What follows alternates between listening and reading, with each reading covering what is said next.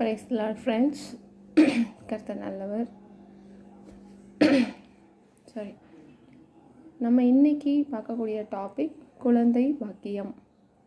அதாவது day before yesterday நம்ம வேலை பற்றி பார்த்தோம், நேற்று மேரேஜ் பற்றி பார்த்தோம், அப்புறம் வேலை கிடச்சாச்சு, மேரேஜ் பற்றி பார்த்தாச்சு, அடுத்து குழந்தை பாக்கியம் தான். அடுத்தது சரி, இந்த குழந்தை பாக்கியம் வசனத்தை உங்களுக்கு தெரிஞ்சவங்களுக்காகவோ இல்லை நீங்கள் குழந்தைக்காக வெயிட் பண்ணுறீங்க அப்படின்னாலுமே, இல்லை உங்களோட பொண்ணு, பேத்தி, பேரன், இல்லை ஃப்ரெண்ட்ஸ் யாராக இருந்தாலும் சரி, இந்த வசனத்தை அவங்களையும் தியானிக்க சொல்லுங்கள். நீங்களும் ப்ரேயர் பண்ணும்போது இதை தியானிங்க, கர்த்தர் கிருபை செய்வார். சரி, நம்ம வார்த்தைக்குள்ளே போகலாம். ஃபஸ்ட்டு ஒன், கர்ப்பம் விழுகிறதும் மலடும் என் தேசத்தில் இருப்பதில்லை, என் ஆயுசு நாட்களை பூரணப்படுத்துவார். நெக்ஸ்ட்டு, உன் கர்ப்பத்தின் கனியும் உன் நிலத்தின் கனியும் உன் மாடுகளின் பெருக்கமும் உன் ஆடுகளின் மந்தைகளும் ஆகிய உன் மிருக ஜீவன்களின் பலனும் ஆசீர்வதிக்கப்பட்டிருக்கும்.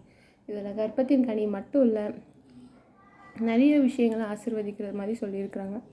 ஸோ ஒன்று மட்டும் இல்லை, நிறைய விஷயத்துக்கு நம்ம ஆசீர்வாதம் வேணுங்கும் போது இந்த வசனத்தை நம்ம சொல்லலாம்.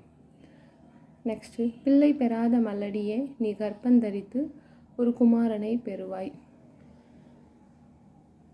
அடுத்த வசனம், மல்லடியை சந்தோஷமான பிள்ளை தாட்சியாக்கி வீட்டிலே குடியிருக்க பண்ணுகிறார். ஒவ்வொரு விஷயமும் நீங்கள் சொல்லும்போது ஆமேன் அப்படின்னு சொல்லிக்கோங்க. நான் ஃபைனலாக ஆமேன்னு சொல்கிறேன். பெற பண்ணுகிறவராகிய நான் பெற செய்யாமல் இருப்பேனோ என்று கர்த்தர் சொல்லுகிறார். பிரசவிக்க பண்ணுகிறவராகிய நான் பிரசவத்தை தடுப்பேனோ என்று தேவன் சொல்லுகிறார். ஆமென். ஸோ நீங்கள் ஒவ்வொரு வசனமும் சொல்லி உங்களுக்கு வேண்டியவங்களுக்காக ப்ரேயர் பண்ணுங்கள், ஜெபம் பண்ணுங்கள். இந்த குழந்தை பாக்கியம் அப்படிங்கிற ஒரு அதாவது இந்த குழந்தைக்காக வெயிட் பண்ணுறது அதை வேர்ட்ஸில் எக்ஸ்பிளைன் பண்ணவே முடியாது. அந்த பெயினை மற்ற விஷயத்த கூட நம்ம தாங்கிக்கலாம், பட் இது அன்பேரபிள் பெயின்னு சொல்லலாம். ஒரு குழந்தைக்காக வெயிட்டிங்கிறது. பட் எந்த காயத்துக்குமே மருந்தாக இருக்கிறது நம்ம கர்த்தருடைய வார்த்தை, அப்படி தானே?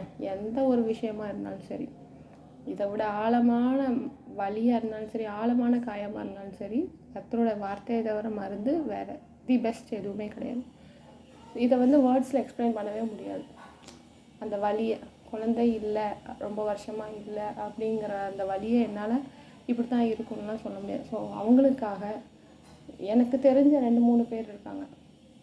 ஸோ கடவுள் என்கிட்ட இந்த நேரம் பேசுகிறேன், அவங்களுக்காக இந்த வார்த்தையை சொல்லி ப்ரேயர் பண்ணுன்னு சொல்கிறாங்க. அதே மாதிரி உங்களுக்கு தெரிஞ்சவங்களுக்காக இந்த வார்த்தையை சொல்லி ப்ரேயர் பண்ணுங்கள். மேபி அவங்க பிலீவராக இருக்கலாம், இல்லை கிரைஸ்ட்டு நம்ம தெரியாமல் கூட இருக்கலாம், பரவாயில்ல.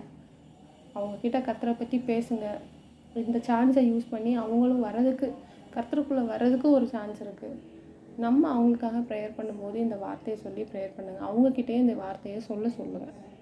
கர்த்தர் அற்புதம் செய்யட்டும். ஆமென். நாளைக்கு பார்க்கலாம் ஃப்ரெண்ட்ஸ். பை.